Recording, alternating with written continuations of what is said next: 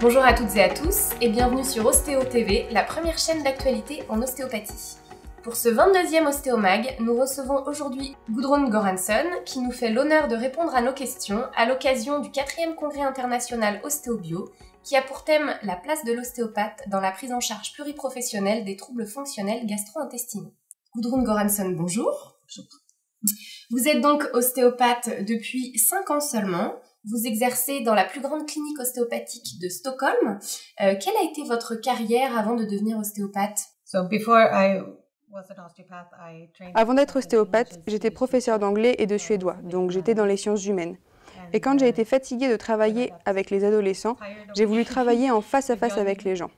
J'étais intéressée par le sport et le corps humain, donc je me suis formée pour devenir massothérapeute, puis ostéopathe.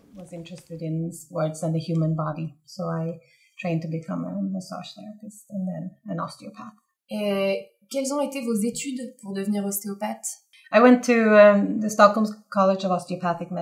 Je suis allée à l'université de médecine ostéopathique de Stockholm. J'étais dans la première promotion, l'école était nouvelle. J'y ai étudié pendant 4 ans et demi et j'ai terminé il y a 5-6 ans.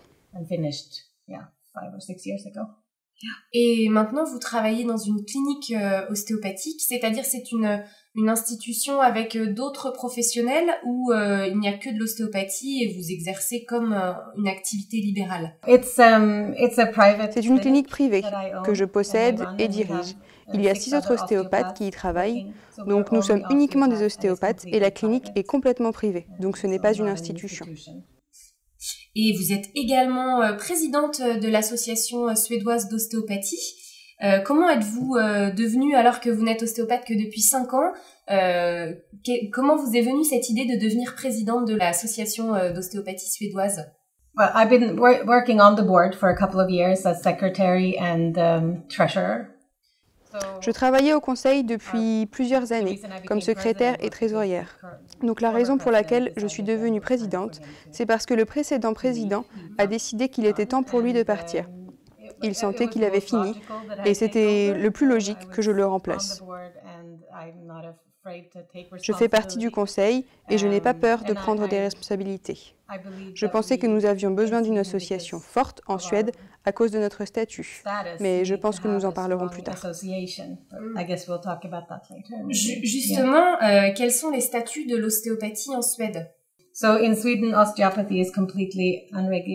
Suède, l'ostéopathie n'est pas du tout réglementée. Nous ne sommes pas du tout connectés aux hôpitaux ni aux autres professionnels de santé, malheureusement. C'est un problème pour nous parce que cela peut ramener des acteurs peu sérieux sur le marché. Et ça nous empêche par exemple de traiter les enfants en dessous de l'âge de 8 ans. Nous n'en avons pas le droit. C'est pour cela peut-être que l'association existe, d'abord pour essayer de soulever ces questions et de faire changer les choses.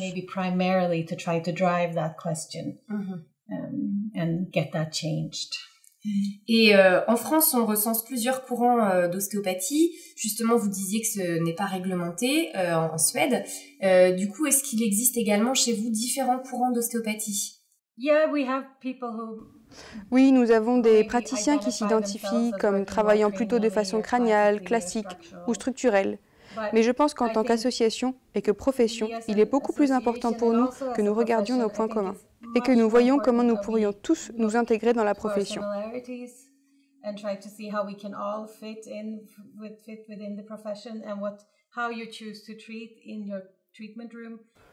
Comment vous décidez de soigner dans votre cabinet ne devrait pas être aussi important que cela l'est pour certaines personnes. En tant qu'association, beaucoup de nos membres ont le sentiment que nous devrions être plus inclusifs que de se fragmenter. Nous sommes beaucoup trop peu nombreux, seulement 230 membres dans l'association.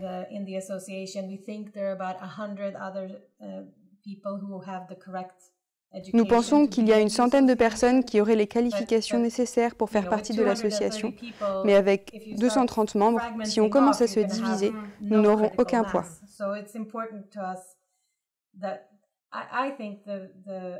Donc je pense qu'au sein de l'association, au moins, nous devons travailler à dire que nous sommes des ostéopathes et non des ostéopathes crâniales, viscérales, etc. Et alors, Donc il y a a priori différents types d'ostéopathie, même si vous êtes tous rassemblés. Mais comment ça se passe au niveau des études? Vous disiez qu'il y a 2 écoles. Est-ce qu'il y a un tronc commun au niveau de ces écoles? No, I think no, the two schools are quite. Oh non, les 2 écoles sont très séparées. D'abord géographiquement, parce que l'une est à Gothenburg et l'autre est à Stockholm. Je pense que je peux dire en toute sécurité que l'école de Stockholm a été créée par certaines personnes qui n'étaient pas contentes de la façon dont l'école de Gothenburg était gérée, ça il y a 10 ans.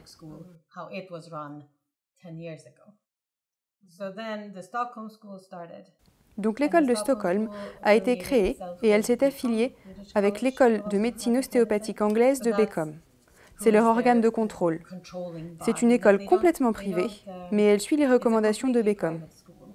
Et c'est là qu'il faut aller pour faire son équivalence et pouvoir avoir un baccalauréat universitaire en sciences, un BSc. Parce que l'école de Stockholm délivre uniquement un DO. Donc si vous voulez un diplôme universitaire, il faut ajouter une équivalence à Beckham qui se fait en 6 mois. Le mémoire de fin d'études s'écrit quand même à Stockholm, mais il n'offre pas un BSc, seulement un DO. Et probablement à cause de l'ouverture de l'école de Stockholm, l'école de Gothenburg a dû se mettre à la page et s'améliorer. Depuis les dernières années, elle était en partenariat avec l'Université du Pays de Galles. Mais à cause de ce qu'il se passe actuellement en Angleterre, ils ont mis fin à leur collaboration et travaillent maintenant avec l'OSD et l'Université internationale de Destin.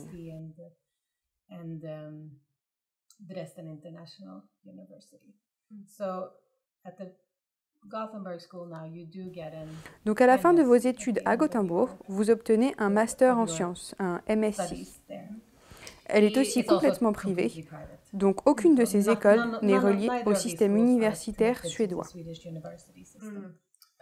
Mais est-ce qu'il y a quand même des partenariats avec des hôpitaux? Non, parce que comme nous ne sommes pas réglementés, nous n'y sommes pas autorisés. Les médecins suédois ne sont pas vraiment autorisés à recommander l'ostéopathie parce que nous ne faisons pas partie du parcours de soins réglementaire. Et donc, ça enchaîne bien avec ma question suivante qui va être le rôle de votre association.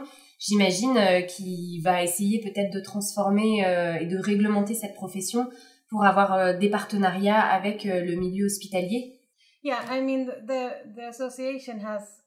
Oui, premièrement, pour être membre de notre association, il faut avoir certains diplômes. C'est comme cela que nous régulons nos membres. C'est pour cela que nous pouvons dire que nous savons que nos ostéopathes sont qualifiés. Si vous voulez trouver un ostéopathe, prenez-en un affilié à notre association, parce que c'est la seule forme de contrôle qualité que nous ayons. Il n'y a pas d'organisation officielle qui peut faire ça pour nous. Donc, c'est ce qui est fait pour les patients. C'est une fonction importante de notre association.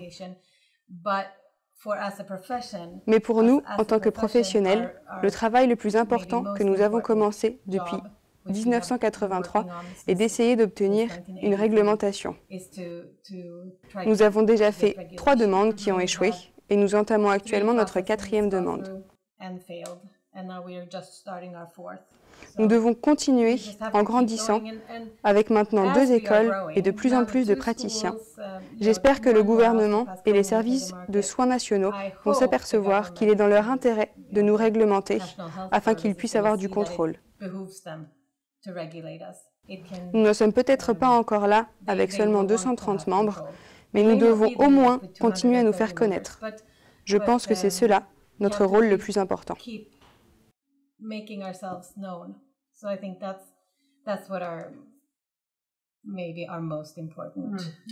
Donc on a bien compris que l'ostéopathie est assez jeune en Suède, non réglementée. Vous êtes peu nombreux. J'imagine que votre association est la seule, parce qu'en France, on a énormément d'associations représentatives de la profession. Est-ce qu'il existe d'autres associations que la vôtre en Suède? Oui, nous sommes la seule. Avec aussi peu de membres, bien sûr, il y a toujours des discordances et des gens qui trouvent que nous ne faisons pas assez et veulent monter leur propre association. Mais jusqu'à présent, nous avons réussi à les contenir et à rester unis. Parce qu'honnêtement, ensemble, nous sommes plus forts. 100 personnes par ici et 10 personnes par là, nous n'irons nulle part. Donc je pense que c'est un challenge pour nous de rester unis, de travailler dans la même direction et de mettre nos différences de côté. Et les ostéopathes ont beaucoup d'idées et d'opinions sur tout. Donc oui, c'est un challenge. Mais pour l'instant, nous avons une seule association. Les Suédois, en général, sont assez bons au travail de groupe. C'est comme cela que nous faisons depuis les années 20 au gouvernement. Donc j'espère que nous n'aurons pas d'autres sous-groupes.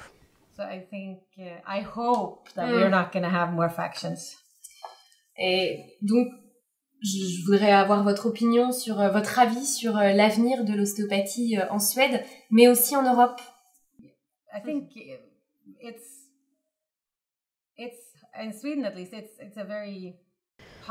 Je pense qu'en Suède, c'est vraiment un développement positif. Nous sommes plus nombreux, les études deviennent plus sérieuses, les patients sont très contents.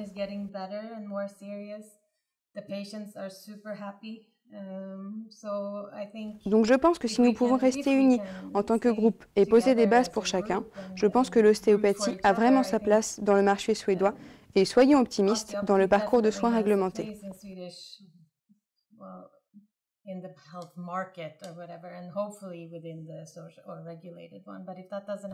Mais si cela n'arrive pas, nous sommes très peu nombreux et avons beaucoup de travail. Donc au moins, cela ne ressemble pas à une mauvaise profession. C'est un bon métier à choisir si vous voulez gagner votre vie et avoir un travail intéressant. Ou du moins, c'est ce que j'en pense.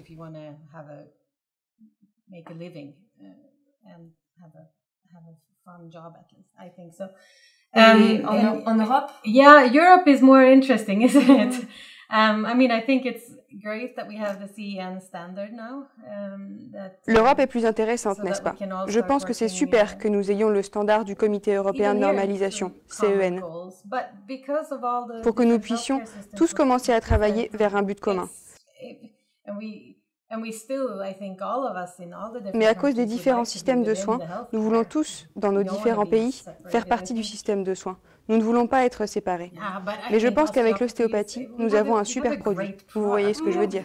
Ce n'est pas dur à vendre, même si je sais qu'en France, vous avez de très nombreux ostéopathes et qu'il y a besoin de réguler ceci. Mais j'ai très peu de connaissances à propos de l'ostéopathie française. J'ai assisté à la dernière réunion annuelle de l'AFO et je pense que c'est une attitude très positive. Et les gens sont très contents de l'obtention du standard CEN.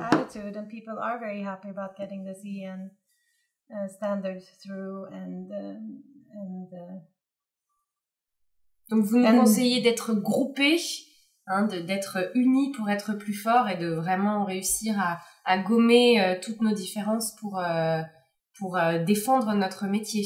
Yeah, I think because what happened in the treatment room depends so much on Parce que ce qui se passe à l'intérieur du cabinet dépend aussi bien de vous en tant qu'ostéopathe que du patient lui-même. Nous apprenons beaucoup de méthodes, de façons de traiter les patients. Donc ce qu'il se passe dans le cabinet avec un patient en particulier est très important pour ce patient et pour vous, pour votre satisfaction professionnelle. Mais hors de ce contexte, la façon dont nous créons du changement chez le patient est secondaire pour moi.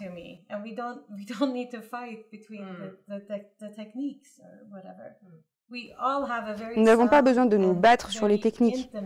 Nous avons tous une connaissance vaste et approfondie du corps humain et je pense que c'est ceci qui nous unit. Et c'est comme cela que nous pouvons travailler vers un but commun.